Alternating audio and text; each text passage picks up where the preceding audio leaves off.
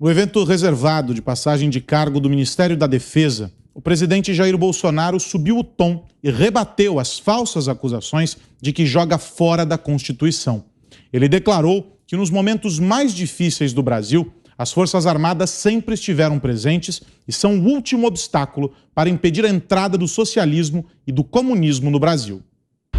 A história bem demonstra que nos momentos mais difíceis da nossa pátria, as Forças Armadas sempre estiveram presentes.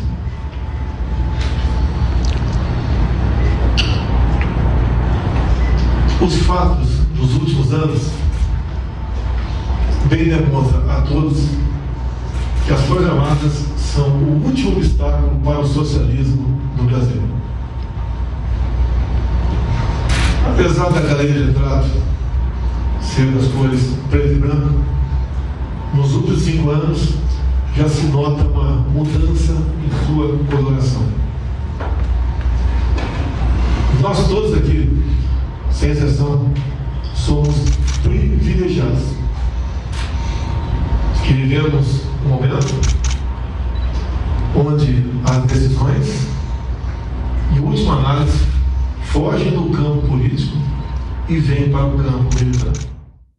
O chefe do Executivo afirmou que interessa ao seu governo cumprir a Constituição e que cabe aos seus aliados e aos militares trazerem todos os que jogam fora das 4 linhas para dentro das leis. O que a todos aqui interessa é o cumprimento da Constituição. Não é apenas jogar dentro das 4 linhas. Se preciso for, fazer com que quem esteja fora delas venha para dentro desse campo. É nesse campo que nós podemos garantir a nossa democracia e a nossa liberdade. Então, a todos os senhores privilegiados por integrar um governo que só Deus sabe como ele começou, bem como agora alguns poucos sabem como estamos de pé até o dia de hoje. Quem já passou por aqui, pelo Planalto, sabe como funciona a máquina do poder. Conhece cada um da cúpula de cada um dos 3 poderes. E sabe o que poucos, que podem bastante, e querem fazer valer a sua vontade acima das leis, tem que saber que eles não podem tudo. O que está em jogo para todos nós aqui presentes é algo mais valioso que a nossa própria vida, que é a nossa liberdade. Bolsonaro declarou ainda que o momento de agir é agora, pois não se pode consertar o passado no futuro. Jamais podemos nós ousar imaginar 2, 3 anos à frente, volver seus olhos para o passado e se perguntar: o que eu não fiz para que chegássemos a esse ponto? Certas coisas não se conquistam para sempre. O dia a dia é que faz com que tenhamos a certeza que este bem maior se fará presente entre nós. Em continuidade ao seu discurso, o presidente exaltou o Brasil e disse que somos uma das poucas democracias que podem dizer que continuarão nesse regime. O Brasil é uma terra fantástica. Talvez sejamos uma das poucas democracias que podem dizer que continuará sendo dessa forma. O entendimento, o nosso relacionamento fará a diferença. Por fim, Bolsonaro relembrou da lealdade ao povo e disse que o trabalho de seu governo e dos militares fará com que o país seja respeitado internacionalmente. Como sempre tenho dito, pelas minhas andanças, temos um governo que acredita em Deus, que respeita os seus militares, que defende a família e deve lealdade ao seu povo. Momentaneamente, sou o presidente. Temporariamente, senhores comandantes, sobre a defesa, também o será. Mas o nosso trabalho fará com que quem nos suceder fará com que o Brasil, cada vez mais, além de ser respeitado diante do mundo, possa ser a garantia de um povo que vive em paz, em harmonia e em tranquilidade. Augusto. Bom, as Forças Armadas têm se comportado impecavelmente em todos esses anos, né?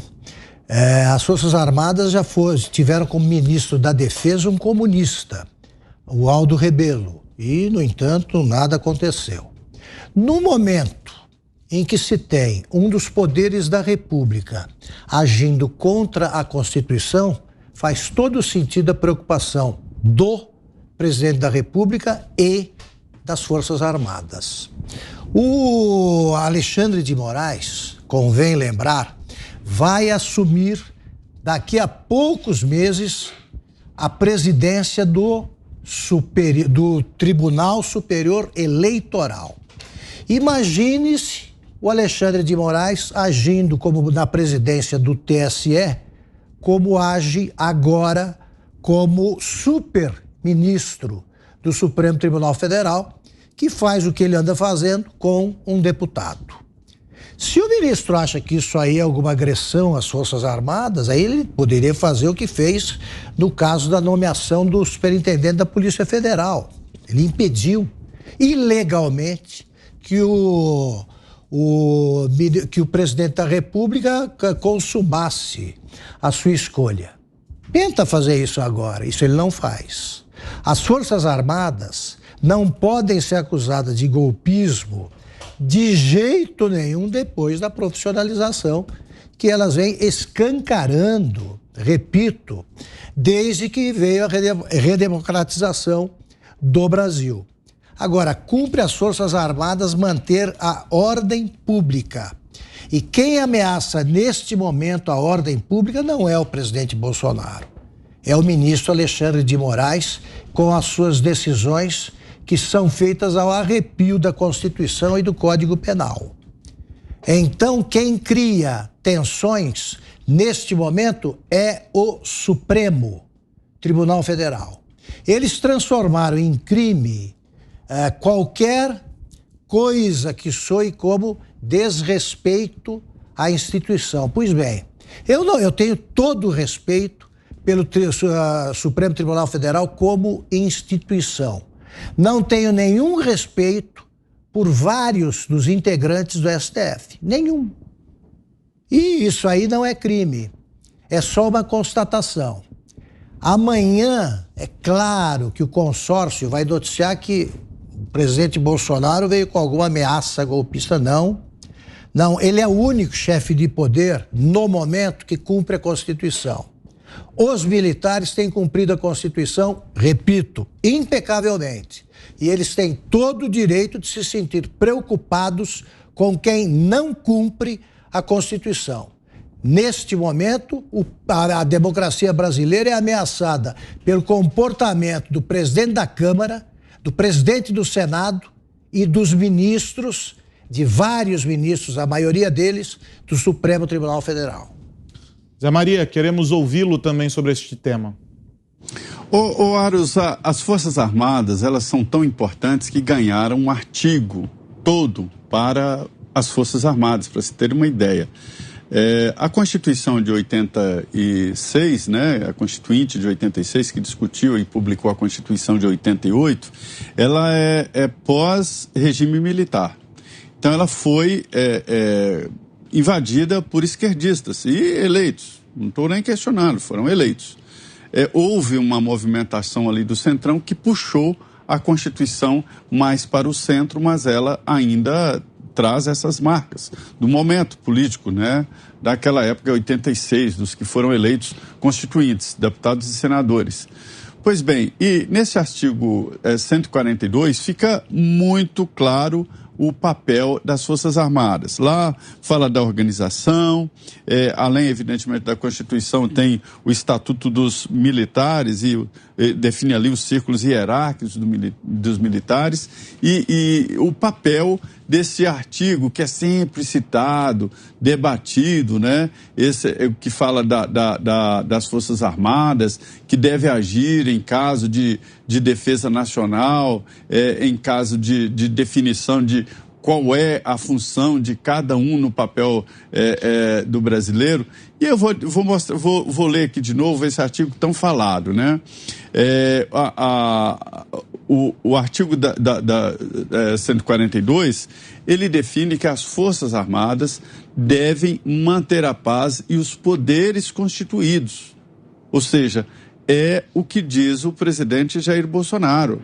É a base sólida, né? A base sólida para cumprir a Constituição. Eu sou um dos que não acreditam nessa história de que a Constituição autoriza que as Forças Armadas façam intervenção nos poderes, ou seja, colocaria as Forças Armadas como um poder moderador. Eu não acredito que em poder moderador, né, nem o Supremo, né? Nós estamos numa democracia onde as decisões circulam. Então, a última decisão, porque alguém tem que dar a última palavra, é do Supremo Tribunal Federal, mas democraticamente o processo se reinicia depois de uma decisão do Supremo. O Congresso Nacional pode votar uma emenda à Constituição ou uma lei que reinicia o processo, até chegar de novo no Supremo Tribunal Federal. Mas o que eu quero dizer é que a Constituição deu às Forças Armadas um papel muito claro de manter a ordem em si e principalmente manter o cumprimento da Constituição. Coincidência ou não, o presidente do Tribunal Superior Eleitoral, Edson Fachin, fala em ataque à democracia, ataque ao sistema eleitoral. Ele tinha a obrigação de dizer onde está esse ataque, já que se trata de crime, né? Quem é que está atacando e onde está esse ataque ao sistema eleitoral e à democracia. Esse discurso do presidente Jair Bolsonaro foi sóbrio e um sinal de respeito. Um presidente da República tem que respeitar e entender as suas Forças Armadas.